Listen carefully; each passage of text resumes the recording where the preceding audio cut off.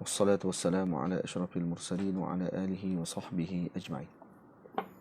Dah live dah? Dah mula dah?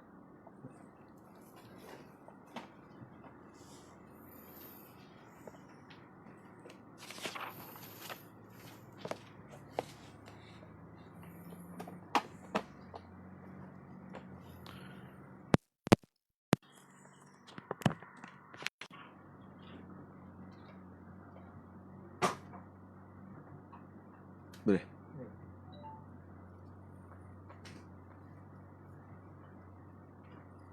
Dengar?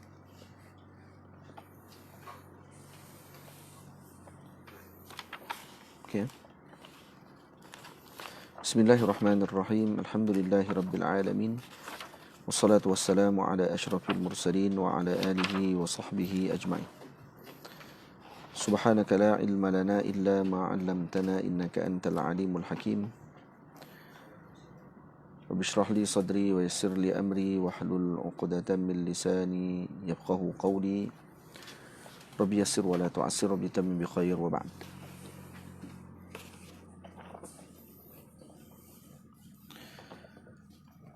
Saya muliakan Fadil Ustaz Zuhair Abdullah, Mudir Ma'had Tahfiz Al-Imam Syafi'i Matis, para guru Matis, para penuntut ilmu, muslimin dan muslimat, hadirin dan hadirat yang dirahmati Allah Subhanahu wa taala sekalian. Kita panjatkan syukur kepada Allah Subhanahu wa taala dapat sama-sama pada petang ini meneruskan bacaan kitab Is'a Tariqal Munir fi syarhi qasidati Isma' wa la taghtarir, karangan Sayyidi Ma'ul Ainain rahimahullahu ta'ala. Kata musannif rahimahullahu ta'ala, kita dah masuk pada bait yang keempat. Wa hammi akhiratin wa nabdhi faniyatin wa nadhri atiyatin fi ghairi multami'i. Wa hammi akhiratin wa nabdhi faniyatin wa nadhri atiyatin fi ghairi multami'i. Maksudnya, jalan menuju Allah Subhanahu wa ta'ala juga adalah dengan menyibukkan diri dengan urusan akhirat, melemparkan perkara yang faniyah, yakni dunia, juga sentiasa memerhatikan serta bersedia dengan perkara yang akan datang, yang kedatangannya tidak akan menunggu seseorang, yaitu kematian yang datang secara tiba-tiba. Dalam bait ini ada tiga perkara yang disebutkan oleh Al-Imam Sayyidi Ma'ul Ainain, menyebutkan kepada kita jalan menuju kepada Allah. Iaitu yang pertama, hammi akhirah, iaitu menyibukkan diri dengan urusan akhirat. Yang kedua, nabdhi faniyah, melemparkan dunia. Dan yang ketiga, nadhri atiyah, iaitu menunggu perkara yang, ataupun kita bersedia dengan perkara yang akan datang, iaitu kematian yang datang secara tiba-tiba.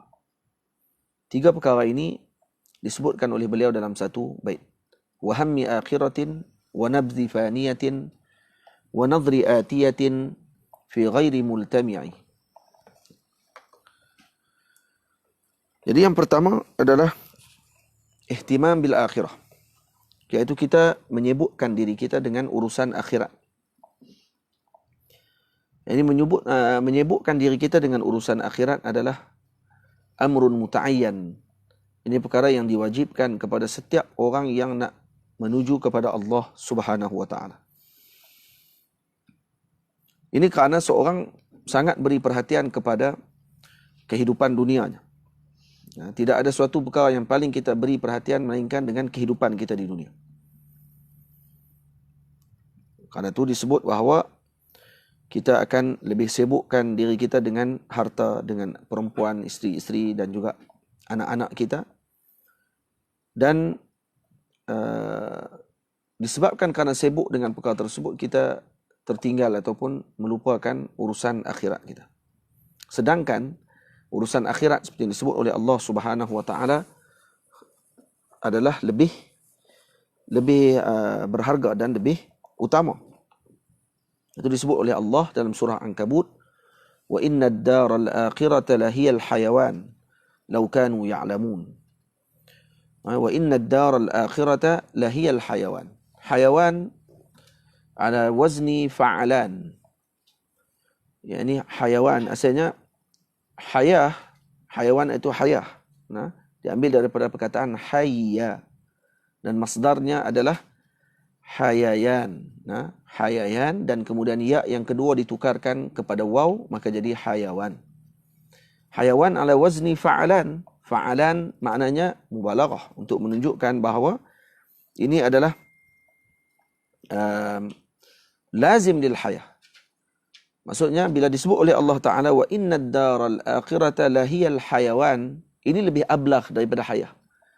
Ini lebih kuat daripada perkataan hayah. Allah Ta'ala tak sebut wa inna ad-daral akhirata lahiya al-hayah. Sesungguhnya hari akhirat itu adalah, negeri akhirat itu baginya adalah kehidupan. Tak, baginya adalah al-hayawan. Hayawan kehidupan. Kehidupan juga maknanya. Tapi kehidupan yang ablagh, yang maksudnya yang lebih daripada kehidupan yang ada di dunia. Karena wazan hayawan dengan wazannya fa'alan. Nah, fa'alan. Tamam? Jadi perkataan yang digunakan oleh Allah Subhanahu wa taala dalam Al-Quran kepada daral akhirah ini adalah suatu yang ablagh, yang lebih kuat daripada perkataan hayah. Nah, itu sendiri. Itu bila disebut oleh Allah inna ad-dara, nah, wa inna ad-daral akhirata lahiyal hayawan, maknanya wa inna ad-daral akhirata ablagh fil hayah. Maksudnya lebih kuat pada kehidupannya. Kalau kamu nak memilih kehidupan di antara dunia dengan akhirat, mana yang patut kamu dahulukan? Akhirat patut kamu dahulukan. Kenapa? Karena lahiyal hayawan. Ia adalah lebih hidup sebenarnya. Nah, itu maksudnya. Tamam. Jadi bila mana orang keliru dengan dua kehidupan ini, menyebabkan mereka merendahkan salah satu daripada perkara tersebut. Nah, maka Allah Subhanahu wa taala memberikan kepada mereka ataupun golongan yang beriman ni panduan untuk memilih kehidupan mana yang lebih utama. Maka Allah Taala sebut wa inna ad-daral akhirata lahiyal hayawan law kanu ya'lamun. Kalau mereka mengetahui tentang perkara tersebut. Faham? Dan kemudian yang kedua, wa nabdhi faniyatin. Yang kedua iaitu sentiasa menunggu untuk Allahumma salli ala sayyidina Muhammad, melemparkan perkara yang faniyah. Nabdhi faniyah, iaitu meninggalkan ataupun melemparkan perkara yang fani, iaitu dunia itu sendiri. Jadi nabdhil faniyah yang disebutkan oleh Nabi kita Muhammad sallallahu alaihi, yang disebutkan oleh al-Imam Sayyidi Ma'ul Ainain. Sebelum kita bincang tentang nabdhil faniyah, suka untuk saya bacakan hadis Nabi sallallahu alaihi wasallam berkenaan dengan kita ini patut untuk memberikan perhatian kepada akhirat, iaitu dengan menyibukkan diri kita dengan melakukan amal yang mendekatkan kita kepada akhirat. Sebab itu disebut oleh Nabi SAW dalam hadis yang diriwayatkan oleh Al-Imam Tirmidzi radhiyallahu taala anhu, sabda Rasulullah SAW, badiru bil a'mali sab'a. Hendaklah kamu segera melakukan amalan yang 7 sebelum berlaku fitnah. Ini pesanan yang besar yang disebutkan oleh Nabi SAW. Sebelum berlakunya fitnah akhir zaman, apa yang patut kita lakukan? Dan panduan yang disebutkan oleh Nabi ini yang patut kita pegang daripada mengambil dengan teori konspirasi dan sebagainya. Nah, takut dengan perkara yang orang panggil apa? Atau selalu buat telahan dan sebagainya. Hanya mengikuti kepada orang-orang yang terpengaruh dengan barat sehingga mencipta ketakutan sendiri dan membuat ramalan-ramalan yang sehingga menyebabkan jauh daripada panduan yang disebutkan oleh Nabi SAW. Dan bukti konspirasi ini apabila dia akan menghalang amal, tak akan melakukan amal pun, hanya sibuk dengan ketakutan yang dibina sendiri pada ketika tersebut. Tamam? Maka apa kata Nabi SAW? Badiru bil a'mal. Awal-awal lagi Nabi sebut dah. Hendaklah kalian melakukan amal sab'a, dengan 7 amalan ini. Iaitu apa dia? Qabla wuqu'il fitan. Sebelum berlakunya fitnah. Apa dia kata Nabi SAW? Hal tanzuruna illa ila faqrin munsin, au ghinan mutghin, au maradin mufsidin, au haramin mufnidin, au mautin mujhizin, au ad-dajjali. Hal tunzaruna illa ila faqrin munsin. Apa makna hal tunzaruna atau hal yunzaruna? Dalam riwayat kata hal tunzarun ay hal yanzuruna ahadukum, digunakan dengan sirah majhul. Ay tak sepatutnya, maksud kata al-Imam dalam Mishkatul Masabih digunakan dengan sirah ma'lum. Yani wama yantadhiru ahadukum illa ghinan mutghiyan aw faqran mansiya. Maksudnya kata beliau, ini pada makan ataupun kedudukan hadis ini pada makan taubih, untuk mencela.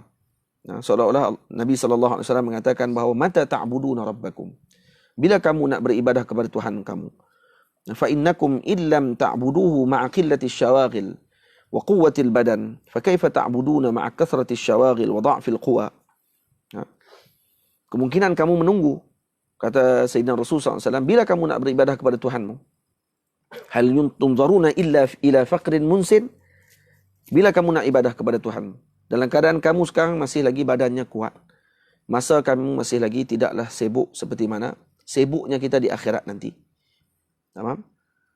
Nak tunggu bila untuk kita lakukan ibadah? Nak tunggu ketika mana pada waktu Allahumma salli ala Sayyidina Muhammad, berlakunya perkara yang disebutkan 7 benda ini.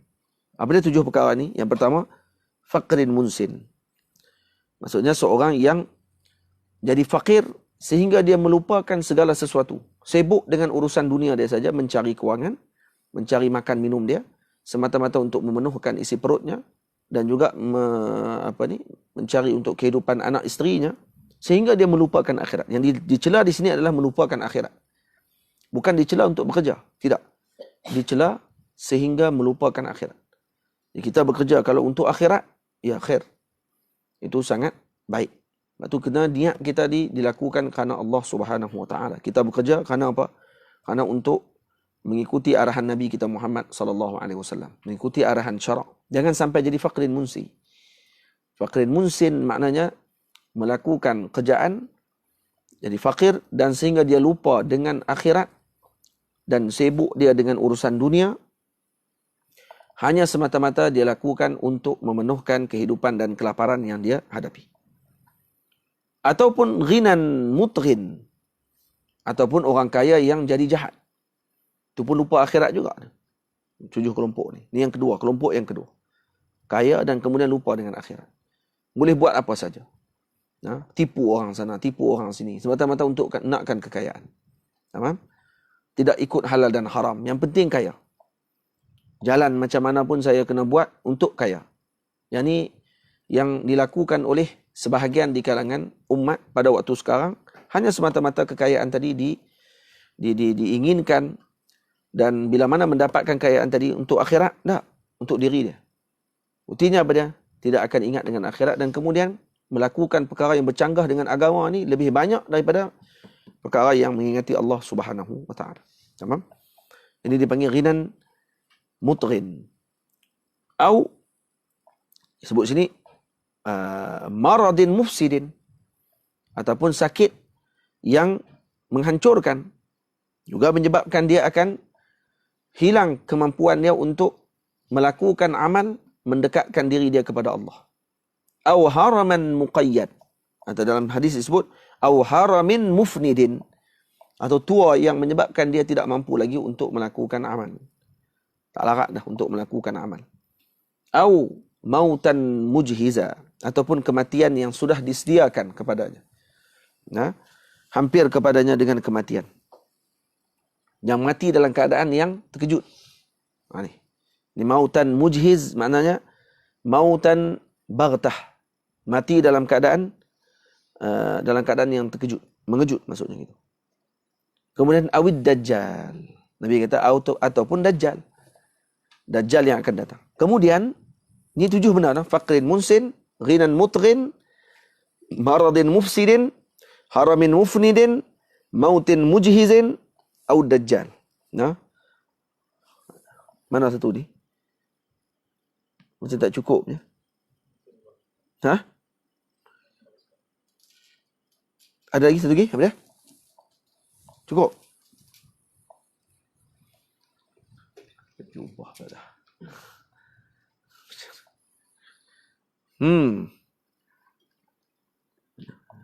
Patutnya 7 ni. Mana 7 ni? 1, 2, 3, 4, 5, 6.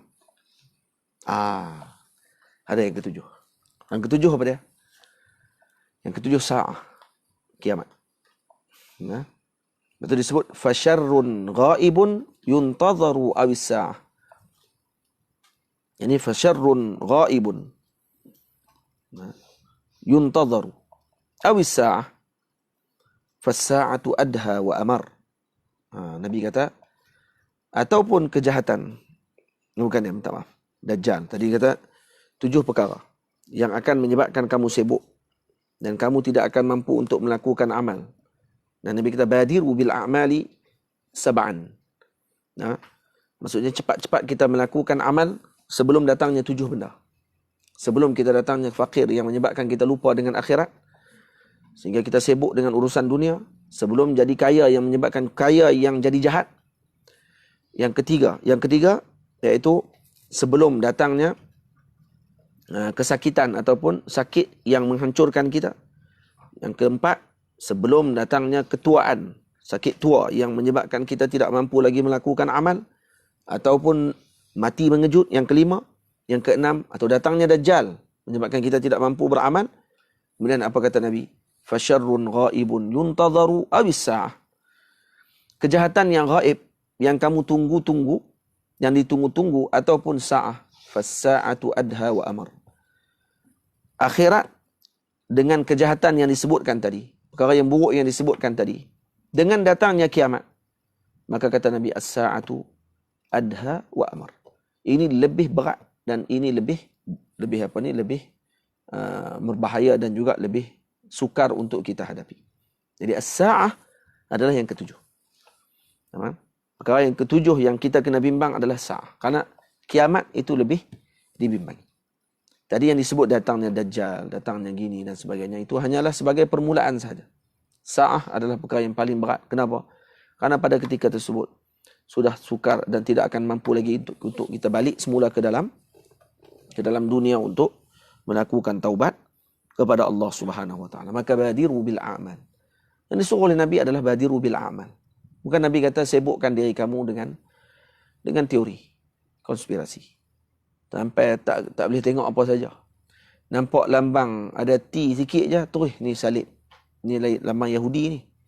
Tengok apa ni kat rumah orang nampak apa ni kapet hitam putih je, dandan. Oh ini geng-geng Freemason ni. Dia punya otak dia sampai jadi orang mering, faham? Mering.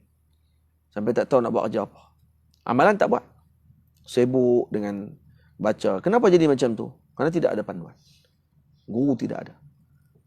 Tidak ada guru yang membimbing rohani. Lazimkan dengan salawat. Lazimkan dengan duduk dalam majlis ilmu. Majlis zikir. Hadir bertemu dengan para ulama dan awliya. Sama ada yang wafat ataupun yang masih hidup. Pergi bertemu dengan mereka, ambil doa dan panduan. Bukan sibuk menyebarkan benda-benda yang tidak pasti. Jangan sampai kita jadi seperti mana yang disebut oleh Nabi, kafa bil mar'i kadhiban an yuhadditha bi kulli ma sami'. Cukup seorang tadi dikira penipu, semua benda yang dia dengar dia nak cerita ke orang. Jangan dengar satu dua cerita terus kita nak sebarkan, kita nak letakkan persepsi dan sebagainya. Jadi orang yang bijak. Jadi hamba Allah Ta'ala yang bijak. Jadi umat Nabi SAW yang tidak menakutkan umat dengan perkara-perkara yang tidak pasti. Tamam? Kiamat pasti akan berlaku. Perkara yang berkenaan dengan Dajjal pasti akan berlaku. Jadi kita nak buat apa sebenarnya? Disuruh kepada umat ni untuk sibuk dengan majlis ilmu. Maksudnya disibukkan umat ni dengan majlis salawat dan zikir. Bukan disibukkan umat dengan perkara-perkara yang tidak datangkan faedah apa langsung untuk akhirat dan dengan dunia dia. Tamam? Malah akan menyebabkan jadi orang panggil apa? Bercanggah dengan waqi', bercanggah dengan realiti pada ketika tersebut. Ini yang berlaku dan lil asaf kalau ada sebahagian daripada asatizah dan juga orang-orang yang membimbing masyarakat melakukan sedemikian. Maka ini adalah sangat orang panggil apa, bercanggah dengan apa yang disebut oleh Nabi kita Muhammad sallallahu alaihi wasallam. Sebab tu lakukan apa yang ditunjukkan oleh Nabi. Badiru bil amal. Sibukkan diri kita dengan amal soleh. Hadirin yang dirahmati Allah, yang kedua apa dia? Nabzul faniyah. Yang disebut oleh Syekh wa hammi akhiratin wa nabzi faniyatin. Nabzi faniyah maksudnya melemparkan perkara yang faniyah, iaitu ad-dunya. Melemparkan dunia. Melemparkan dunia, ingat kalau dalam banyak hadis yang disebut dunia di sini maksudnya sudut negatif yang ada pada dunia yang perlu dilemparkan. Bukan sudut positif yang ada pada dunia. Jadi maksudkan dengan dunia di sini adalah yang negatif pada dunia tersebut. Karena dunia bila diletakkan dengan mutlak macam tu maknanya negatif. Perkara yang tidak elok. Tapi kalau dilihat pada sudut yang positif, dunia adalah tempat untuk kita bercucuk tanam sebagai bekal untuk kita mengutipnya di akhirat kelak. Ad-dunya sijnul mu'min wa jannatul kafir. Jadi bila mana ini tempat ataupun ad-dunya mazra'atul akhirah. Dunia adalah sebagai tempat untuk kita menuai hasil tanamannya di akhirat nanti. Jadi dimaksudkan dengan larangan di sini ataupun diminta untuk kita menjauhkan diri kita daripada dunia ini adalah dunia yang menjauhkan kita daripada Allah Subhanahu wa taala. Karena dunia dia tidak akan memberikan kebaikan hatta kepada kekasihnya sekalipun. Orang yang membenci dengan dunia sudah tentu akan dibenci oleh dunia. Yang mencintai dunia pun akan dipermainkan oleh dunia. Dunia akan merosakkan dia nanti. Jadi kalau awliya Allah Subhanahu wa taala, dunia akan datang dalam bentuk yang zinah, dengan perhiasan kepada mereka, dan mereka akan berjauh daripada dunia tersebut.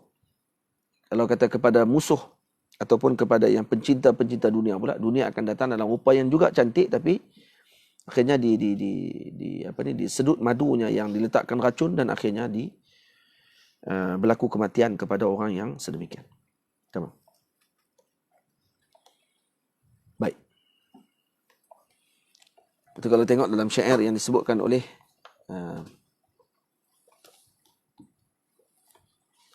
tengok ni sunnahnya dunia. Dunia yang fana ni sunnahnya adalah akan didahulukan yang jahil, dibelakangkan yang alim. Diletakkan orang yang jahil di depan sebagai panduan, dan kemudian diabaikan orang-orang alim dan juga para wali Allah Subhanahu wa taala sebagai penunjuk pandu kepada umat. Disebutkan oleh al-Imam Sayyidi Ibn Allan rahimahullahu ta'ala dalam kitab ini. Dia kata, atibtu ala dunya bitaqdimi jahilin wa ta'khiri dhi fadlin faqalat qudhil uzra. Dia kata apa? Atibtu ala dunya. Aku telah mencela dunia. Kenapa? Karena dunia telah mendahulukan orang jahil. Wa ta'khiri dhi fadlin faqalat qudhil uzra. Kemudian dunia juga mentakhirkan orang yang punya kelebihan. Maka dunia berkata kepadaku, khudhil uzra. Bagilah uzur. Kenapa? Banu al-jahli abna'i fahazu taqaddama. Orang jahil ni anak-anak aku, kata dunia. Maka layaklah bagi dia diletakkan di depan. Wa dhul fadli abna'un lidarratil ukhra. Manakala orang-orang yang mulia pula bukan anak aku, maka elok dah letak di belakang. A'atruku awladi yamutuna dai'atan. Takkan aku nak tinggalkan anak-anakku mati dalam keadaan tidak diberikan makan dan kelaparan. Wa ardi'u awladan minal mar'atil ukhra. Dan aku nak bagi makan pula kepada, ataupun bagi susu kepada orang yang anak kepada perempuan yang lain. Maknanya apa di sini? Dunia seolah-olah bercakap kepada kita. Kalau orang tanya kepada dunia, kenapa orang jahil di depan dalam dunia ni? Kenapa orang jahil yang selalu di depan kan? Kenapa orang jahil yang punya kedudukan? Kenapa orang-orang yang mulia biasanya dipermainkan? Duduk di belakang dan sebagainya. Dibelakangkan. Karena nanti dunia akan jawab. Seolah dalam hadis, dalam syair ni kata, dunia pun jawab. Dia kata, macam mana tak macam tu, dia kata. Orang jahil anak aku. Anak aku kena tak depan lah. Takkan aku nak tinggal anak aku, biar lapak mati kelaparan, dia kata. Anak orang-orang yang mulia, zu fadlin ni, anak orang lain. Bukan anaknya aku. Maka eloklah mereka duduk di belakang. Takkanlah aku nak dahulukan anak orang lain bagi minum, anak aku sendiri aku biarkan. Maka aku dahulukan anak-anak aku di depan. Itu hakikatnya yang berlaku di dunia. Sebab tu kalau kita ni, para ulama, uliat ni kalau kata diberikan dengan dunia yang luar biasa, mereka bimbang sebenarnya. Bimbang dengan perkara tersebut kerana bimbang takut dipercepatkan di dunia untuk dihalang dan diharamkan di akhirat kelak mendapatkan kelebihan dan kebaikan di sisi Allah Subhanahu wa taala. Tamam. Banyak ayat yang cerita berkenaan dengan zammid dunia, mencela tentang dunia. Syekh Ali Jumaah ada karang kitab Fiqh Hubbil Hayah. Ada orang kata, kenapa Syekh karang kitab Fiqh Hubbil Hayah? Fiqh Hubbil Hayah. Syekh kata, bukankah kita disuruh untuk mencela dunia dan sebagainya? Syekh kata, kena beza dua perkara. Hubbil Hayah dengan Hubbil Dunia. Lain. Syekh kata, yang aku suruh sekarang ni adalah Hubbil Hayah. Ini mencintai kehidupan. Karena kehidupan kalau kita cintai, kalau kita rasa menghargai kehidupan tersebut, maka kita akan beramal untuk kehidupan yang lebih abadi. Faham? Tapi kalau kehidupan tidak dihargai, tak dilakukan yang sepatutnya dalam kehidupan ini, maka dia akan melakukan perkara yang sia-sia pada ketika tersebut. Maka di akhirat nanti akan dapat kesia-siaan. Ini cantik dan juga comel kitab Fiqh Bil Hayah tadi perlu dibaca dan perlu dikaji, perlu dilihat oleh para pemuda pada waktu sekarang ni. Dan kitab yang macam ni perlu dijadikan sebagai silibus bacaan dalam usrah dia dan sebagainya. Patutnya baca kitab-kitab yang macam ni. Kitab yang memberikan panduan dan juga solusi kepada hidup. Apa yang patut kita lakukan untuk melihat umat ini dan juga alam ini dengan pandangan yang rahmah, pandangan yang luar biasa. Seperti mana yang dipandang oleh Sayyidina Rasul sallallahu alaihi wasallam kepada umat. Ini dia memandang umat dengan pandangan jelek, memandang umat dengan pandangan sinis, memandang umat semuanya jahil, memandang umat dengan pandangan yang buruk sangka. Maka ini orang yang tidak memahami tentang kehidupannya sendiri. Moga-moga Allah Ta'ala lindungkan kita daripada perkara tersebut. Jadi, zammud dunia, mencela dunia yang disebutkan oleh para masyayikh dalam kitab-kitab mereka, dan kemudian diceritakan dalam hadis-hadis Nabi SAW, yang kita faham sebelum ni, yang seperti yang saya sebut pada permulaan tadi, dunia biasanya kalau dicela ni dengan makna pada sudut negatif dunia yang menyebabkan ramai orang tertipu dengan perkara tersebut. Yang ni yang disuruh untuk kita mencelanya. Tapi celaan yang terbaik bagi dunia adalah apa dia? Adalah dengan melakukan perkara yang sebaliknya. Bukan hanya mencela dengan mulut saja. Jadi kalau kita melihat dunia ni dengan kelalaian, maka kita hidupkan hati kita dengan ingat kepada Allah Subhanahu wa taala. Begitu. Maksud lawannya dengan salb. Lawannya dengan melakukan perkara yang bertentangan dengan dunia. Bukan dengan hanya sekadar menyebut di mulut kata saya tak suka dengan dunia. Saya tak suka dengan dunia tapi hati penuh dengan dunia. Faham? Jadi yang sepatutnya dilakukan adalah melakukan yang bertentangan dengan apa yang dikehendaki oleh dunia. Kalau dunia inginkan dengan mengikuti nafsu, maka dia bercanggah dengan nafsu dia. Kalau dunia inginkan untuk dia lalai, maka dia sentiasa mengingati Allah. Kalau dunia inginkan dia menjadi orang yang pemalas, maka dia jadi rajin. Kalau dunia inginkan untuk dia menjadi orang-orang yang jahat, maka dia jadi baik. Macam tu sepatutnya. Maksudnya melakukan yang sebalik daripada apa yang diinginkan oleh dunia. Iaitu dengan maksud melemparkan dunia tadi. Bukan hanya dengan menyebut di lidah bahawa dia membenci dunia, tapi dalam hati sebenarnya orang yang paling mencintai dunia adalah dia. Na'udzubillahi min dzalik. Sebab tu ada seorang lelaki pernah berada di sebelah Sayyidina Ali karamallahu wajhah wa radhiyallahu ta'ala anhu alaihi salam. Maka lelaki ini memberikan ucapan dan mencela dunia daripada awal majlis sampai ke sudah. Apa yang disebut oleh Sayyidina Ali, Amirul Mukminin? Kata Imam Ali, saya tidak melihat melainkan kamu ni mencintai dunia. Kata Sayyidina Ali, wahai pemuda, saya tidak melihat melainkan kamu ni yang mencintai dunia. Kata dia, macam mana pula macam tu, wahai Amirul Mukminin? Saya mencela dunia daripada awal sampai habis. Maka kata Sayyidina Ali, man ahabba syai'an akthara min dhikrih. Orang yang suka dengan sesuatu, dia akan banyak sebut tentang sesuatu itu. Kalau dia suka dengan benda tu, dia akan sebut selalu. Orang kalau suka bola, duduk sembang bola. Orang kalau suka dengan artis, duduk sembang je dia akan cerita pasal artis. Masuk tajuk lain, dia tak tahu nak sembang lah. Orang kalau suka dengan ilmu, masuk dia tajuk ilmu, maka dia akan semangat pada waktu tersebut. Man ahabba syai'an akthara min dhikri. Siapa suka dengan dunia, maka dia akan seakan-akan orang ni kadang-kadang dia suka dengan sesuatu, tapi dia tunjukkan yang berlawanan dengan dia, dengan ucapan dia, bukan dengan amal dia yang bertentang dengan perkara tersebut. Dia nak sembunyikan apa yang dalam hati dia, maka dia zahirkan dengan lidahnya seakan-akan kata dia membenci, padahal suka. Yang ini lebih tercela. Moga-moga Allah lindung kita daripada menjadi kelompok yang sedemikian. Jangan hanya banyak bercakap, tapi kita lakukan kerja. Kita lakukan kerjaan kita. Kalau guru, sama dengan para muridnya. Teruskan amal dan juga melaksanakan kewajipan mereka dalam ilmu dan juga perkara berkait dengannya untuk kita sampai kepada Allah. Kalau keluarga dengan anak-anak isteri kita kumpul untuk kita sama-sama melakukan perkara yang mendekatkan kita kepada Allah Subhanahu Wa Taala, jaga anak-anak kita, keluarga kita daripada terlibat dengan perkara yang dilarang oleh Allah Subhanahu Wa Taala. Lazimkan salawat dan juga zikrullah dalam keluarga. Kemudian kalau komuniti masyarakat, dipimpin masyarakat tersebut dengan majlis yang membawa mereka kepada Allah dan Rasul sallallahu alaihi wasallam. Begitulah sampai ke peringkat negara dan juga peringkat dunia. Patutnya begitu yang dilakukan untuk masing-masing melaksanakan tugas dan kerja masing-masing sebelum kita dijemput oleh Allah Subhanahu wa taala.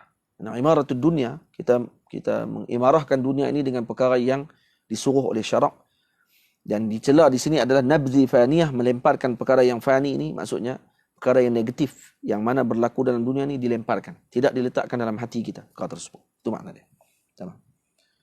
Wa nadhri atiyatin fi ghairi multami'i. Dan kemudian yang seterusnya ialah yang ketiga, kita sentiasa memerhati serta bersedia dengan perkara yang akan datang, iaitu kematian. Karena kedatangannya tidak akan menunggu seseorang tersebut. Kata Nabi kita Muhammad sallallahu alaihi wasallam menyebutkan di dalam hadisnya, akthiru zikra hadhimil ladzat al-mauti. Maksudnya Nabi kata, banyakkan mengingati perkara yang menghancurkan kelazatan, iaitu apa? Maut. Atau orang bila mana dia sedang lazat melakukan suatu perkara yang bercanggah ataupun yang sonok dengan kehidupan yang harus sekalipun, ketika dia ingat dengan kematian, maka ketika tersebut akan terkurang sedikit kelazatan tadi. Tidak. Kita tengah duduk makan sedap dan sebagainya, tiba-tiba sampai surat kata darah tinggi naik. Kencing manis dah kena. Jantung dah ada beberapa sumbat dah. Macam mana keadaan kita waktu tu? Ni tengah duduk makan burger ni. Burger pula ada 3 biji. KFC. Apa dia lagi? Apa benda semua. Texas. Yang duk ada zaman lah ni kan. Starbucks sebelah. Kopi. Apa benda tu. Penuh ni atas meja. Macam-macam nak makan ni. Tengok-tengok sampai surat. Surat tu beritahu kata jantung kamu dah sumbat 3. 98%, 98%, 100%. Jadi kamu bernafas melalui 2%. Kita macam mana waktu tu? Agak-agak kita boleh nak telan tak lagi nasi yang waktu tu. Boleh nak makan lagi burger-burger tu. Semua tak sedap waktu tu. Betul tak?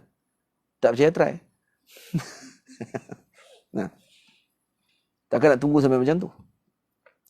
Itu orang yang bijak, maksudnya orang ni sentiasa mengingati mati. Maksudnya mati ni nasbu ainaih. Menjadi seakan-akan berada di depan mata dia pada ketika tersebut. Sentiasa letak di depan mata dia. Lepas tu kata Nabi SAW dalam hadis yang lain disebut, kafa bil mauti wa'idan. Sayyidina Umar sendiri dalam cincin dia ditulis perkataan kafa bil mauti wa'idan ya Umar.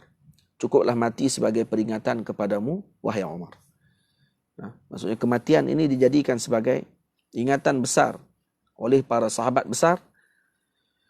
Kenapa? Karena mereka bimbang kalau kembali kepada Allah Subhanahu wa taala setelah kita dicabut nyawa kita nanti, akan kita ini berada di tempat yang mana pada ketika tersebut. Ini sahabat yang agung pun merasakan kebimbangan tersebut, bagaimana dengan kita. Kalau sahabat Nabi yang agung seperti Sayyidina Umar radhiyallahu taala anhu, Sayyidina Abu Bakar radhiyallahu taala anhu, para sahabat yang mulia yang lain merasa bimbang keadaan mereka di akhirat nanti bagaimana? Bagaimana dengan kita? Takkan kita rasa seronok pada waktu tersebut. Sebab tu mengingati mati ini banyak faedahnya. Ya. Itu kata Imam Qurtubi radhiyallahu anhu dalam Tazkirah, sebut daripada sebahagian para ulama, siapa yang banyak mengingati mati ini akan dimuliakan dengan 3 perkara. Bukan kerja duk buat ceramah cerita pasal mati. Kita pun terlupa dengan mati. Sama. Ceramah ni pasal mati ni, ya Allah, sampai orang dengar tu rasa nak mati dah. Yang ceramah lepas tu tak dapat duit sampui, marah. Dia pun terlupa dengan mati. Sama. Apa kata Nabi SAW, apa ni kata Imam Qurtubi dalam kitabnya Tazkirah. Tazkirah fi zikri ahwalil maut wal akhirah. Ini kitab yang sangat bagus, cerita berkenaan dengan kematian. Kata beliau, orang yang banyak mengingati mati ini akan dimuliakan dengan 3 perkara. Yang pertama, ta'jilut taubah. Dia akan mempercepatkan taubat. Yang kedua, wa qana'atun nafsi. Dia akan rasa qana'ah. Yang ketiga, nasyatu fil ibadah. Dia akan sentiasa bersemangat untuk melakukan ibadah. Dan sesiapa yang diberikan balak kepadanya dengan melupakan kematian, maka dia akan dikenakan uqubah dengan 3 perkara. Uqubah ataupun denda ataupun apa dia uqubah? Nak terjemah apa uqubah? Balasan. Balasan kepada dia 3 perkara. Ni kalau orang yang lupa dengan mati. Apa dia 3 perkara tadi? Siapa yang ingat mati diberi 3 perkara. Yang kedua ni, siapa yang melupakan mati pula akan dibalas dengan 3 perkara. Iaitu apa dia? Taswifut taubah, lawan balik tadi. Iaitu dia akan melambatkan taubat. Itu orang yang ingat mati. Sebab tu kita disunatkan untuk mengiringi jenazah sampai ke maqam. Kemudian ikuti sampai ke habis, ditanam jenazah tersebut sampai selesai. Kenapa? Kerana bila kita ingat keadaan dan tengok keadaan tersebut, kita akan buat apa waktu tu? Adakah orang balik daripada maqam kubur, maka dia akan main-main setelah tu. Sebab tu Sayyidina Al-Imam Ali Qawwas radhiyallahu ta'ala anhu sangat marah ketika melihat ada orang gelak ketawa di kubur. Tengah duduk di kubur, dia gelak, sonok. Seakan-akan dia lupa dengan keadaan dia pada ketika tu duduk di mana sekarang. Sampai tak tengok keadaan. Ni orang panggil jenis tak erti nak agak. Kalau orang Kedah kata tak erti nak agak. Duduk kat maqam, gelak. Duduk dekat duduk dengan kawan-kawan sambil makan kat kedai kopi pun gelak. Orang duduk tengah tanam dalam kubur pun gelak lagi. Sonok. Lepas tu Sayyidina Imam Ali Qawwas pernah tidak menegur seseorang pemuda yang mana dilihat gelak ketawa di kuburan pada ketika tersebut. Dia tak bercakap dengan lelaki tadi 3 hari. Diboykot terus orang tadi. Kenapa? Kerana ini orang yang melupakan mati. Ini orang yang lupa dengan mau'izah, dengan peringatan. Maka orang yang melambatkan ataupun tidak mengingati kematian ni, yang pertama dia akan diberi balas dengan apa? Dilambatkan taubat. Yang kedua, tarkur ridha bil kafaf. Dia tidak qanaah. Dia tak rasa cukup dengan apa yang ada. Itu dia tak heran. Nak yang halal ke yang haram, yang penting dapat. Yang ketiga, takasul fil ibadah. Dia akan jadi malas. Orang kalau dia ingat mati, dia bangun-bangun subuh, tengok dia terlewat dan sebagainya. Kalau dia ingat dengan mati, dia akan buat apa waktu tu? Istighfar dia. Kalau dia bangun-bangun lewat, dia kata, dia buat hari ni lah. Tak apa, buat macam mana? Kan macam tu. Kalau dia akan rasa pada waktu tu, dalam hati dia, awak yang terlewat ni. Apa benda yang dia buat sampai menyebabkan jadi lewat? Dan dia sendiri ada, dia punya, orang panggil apa? Penanda aras pada diri dia sendiri. Kenapa hari ni lewat? Kenapa hari ni awal? Kenapa hari ni cepat? Kenapa hari ni lambat dalam ibadah? Tengok pula kita dengan ibadah macam mana. Kita buat ni kerana disuruh, atau kita buat ni kerana kita ni memang nak melakukan ibadah tadi kerana ni rasa lazat dengan perkara tersebut. Kita main mengaji ni kerana lazat kan? Kita main baca kitab ni kerana lazat ke? Atau kita main ni kerana kita terpaksa? Orang yang rasa lazat, macam mana di nasi bila dihidang kepada orang yang lapar, maka dia tak akan rasa nak tolak pada ketika tersebut. Yang tu kita sepatutnya dengan ilmu, dengan amal. Seakan-akan kita sekarang ni diberikan hidangan oleh Allah untuk kita jamu pada waktu tersebut, yang kita sedang lapar pada waktu tu. Faham? Dan kita nak pada waktu tu. Kena rasa macam tu selalu. InsyaAllah. Jadi insyaAllah, minggu hadapan, kita akan sambung sikit lagi kenaan dengan perkara ini. Sebelum kita masuk pada bait yang kelima. وَحَمْلِ مَا تَكْرَهُ النُّفُوسُ قَاطِبَةً وَطَرْهِ مَا تَرْغَبُ الْأَنَامُ مُجْتَمِعًا. Itu jalan antara jalan menuju Allah, iaitu memberikan tanggungan kepada jiwa dengan sesuatu yang tidak disukai oleh mana-mana jiwa, serta meninggalkan segala sesuatu yang digemari oleh manusia. Itu esok kita akan, minggu depan, kita akan masuk berbincangan pada bait yang kelima, dan kita sambung sikit lagi berkenaan dengan نظر آتية في غير ملتمع وصلى الله على سيدنا محمد وعلى آله وصحبه أجمعين والحمد لله رب العالمين. السلام عليكم ورحمة الله وبركاته.